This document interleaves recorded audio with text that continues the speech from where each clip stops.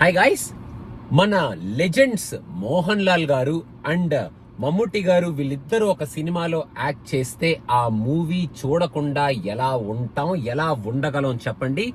అందుకే ఇప్పుడే patriot movie premier చూసి రావటం జరిగిందనమాట.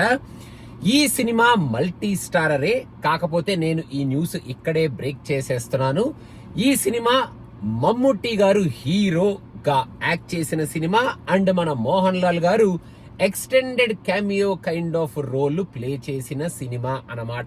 ఇంకా ఈ సినిమాలో ఇప్పుడు మోడర్న్ జనరేషన్ లో జరుగుతున్న ఒక వెరీ ఇంపార్టెంట్ ఆస్పెక్ట్ ని చాలా సిన్సియర్ గా, చాలా స్ట్రాంగ్ గా ప్రెజెంట్ చేయడం జరిగింది. చాలా సిన్సియర్ అండ్ స్ట్రాంగ్ గా ప్రెజెంట్ చేస్తున్నారు కాబట్టి చాలా టైం తీసుకొని ఆ స్టోరీని ప్రెజెంట్ చేయడం కూడా జరిగిందనమాట.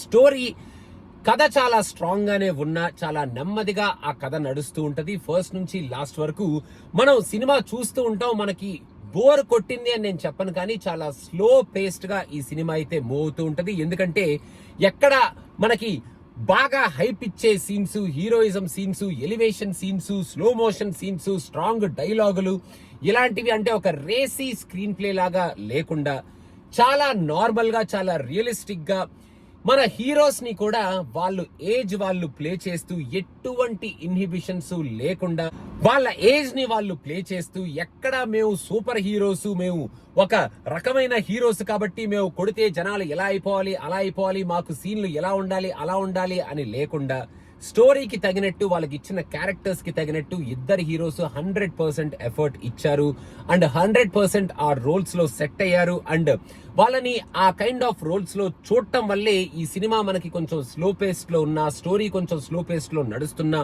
ఈ సినిమాని మనం ఎంజాయ్ చేయొచ్చు. నేనైతే ఎంజాయ్ చేశాను అని చెప్తున్నాను. ఫస్ట్ హాఫ్ లో ఈ పాయింట్ ని, ఈ స్టోరీ స్ట్రక్చర్ ని ఎస్టాబ్లిష్ చేసి మన మమ్ముట్టి గారి క్యారెక్టర్ ని డ్రైవ్ చేస్తూ ఈ ఫస్ట్ హాఫ్ ని ముందుకు తీసుకెళ్తారనమాట with a very interesting interval bang అని చెప్పొచ్చు.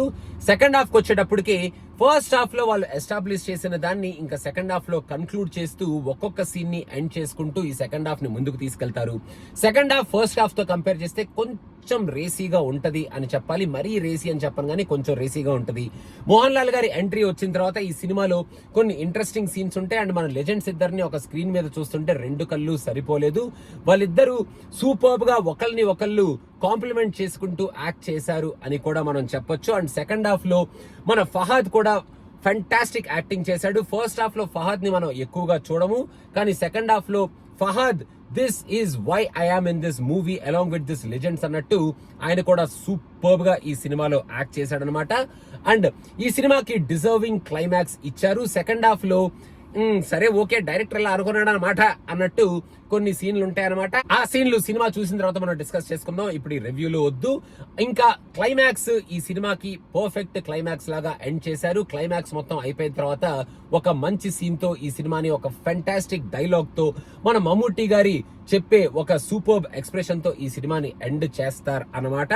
నాకైతే ఈ మూవీ కొంచెం స్లో పేస్ట్ గా అనిపించిన, ఈ లెజెండ్స్ ఇద్దరిని అసలు వాళ్ళ ఏజ్ వాళ్ళు ప్లే చేస్తూ అసలు ఎటువంటి ఇన్హిబిషన్ లేకుండా ఒక సిన్సియర్ క్యారెక్టర్ లో వాళ్ళు జీవిస్తూ యాక్ట్ చేస్తూ ఈ సినిమాని చాలా సిన్సియర్ గా ప్రెజెంట్ చేశారు. కాబట్టి నేనైతే ఫస్ట్ నుంచి లాస్ట్ వరకు కంప్లైంట్స్ లేకుండా ఎంజాయ్ చేసి థియేటర్ లోంచి బయటికి వచ్చేటప్పుడు కూడా yes I watched a good movie.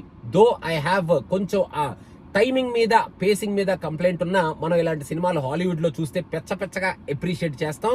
So అలాగే ఈ సినిమా కూడా ట్రై చేశారు. ఫస్ట్ నుంచి లాస్ట్ వరకు ఒక మంచి డ్రామా లాగా ఈ సినిమాని మనకి ప్రెజెంట్ చేస్తారు. నాకైతే బాగానే అనిపించింది ఈ మూవీ. కొంచెం పేషెన్స్ కనుక ఉంటే, పేషెన్స్ తో కనుక ఈ సినిమా మీరు చూస్తే మీరు డెఫినెట్ గా రిగ్రెట్ అవ్వరు. థియేటర్ లోంచి బయటకు వచ్చేటప్పుడు ఒక మంచి ఫీలింగ్ తోనే బయటకు వస్తారు. ఒక మంచి పాయింట్ ని చాలా సిన్సియర్ గా, చాలా స్ట్రాంగ్ గా మన లెజెండ్స్ ఇద్దరు వాళ్ళు జీవిస్తూ వాళ్ళ క్యారెక్టర్స్ ని వాళ్ళు సూపర్బ్ గా పోర్ట్రేట్ చేస్తూ ఇద్దరిని కాంప్లిమెంట్ చేసుకుంటూ ఈ సినిమాను మన ముందుకు తీసుకొచ్చారు అన్న ఫీలింగ్ తో మీరు బయటకు వచ్చేస్తారనమాట నాలాగా. సో అదనమాట సంగతి గైస్. ఈ సినిమాలో మ్యూజిక్ కూడా ఎక్కడికక్కడ స్ట్రాంగ్ గా పెట్టుకున్నారు. ఎక్కడికక్కడ ఎలివేషన్స్ కావాల్సినప్పుడు జస్ట్ అలా స్లైట్ ఎలివేషన్స్ ఇచ్చుకుంటూ మన మమ్ముట్టి గారిని, మోహన్ లాల్ గారిని చూపించుకుంటూ సూపర్బ్ సీన్స్ సెకండ్ హాఫ్ లో ఒక 2-3 పెట్టుకొని మనకి ఆ హైప్ అయితే ఇచ్చారు. ఆ హైప్ కావాలనుకున్న ఆడియన్స్ కి. బట్ ఓవరాల్ గా ఒక హోల్సమ్ ఎక్స్పీరియన్స్ అయితే మనకు వస్తుంది if you watch this movie with patience. అదనమాట సంగతి గైస్.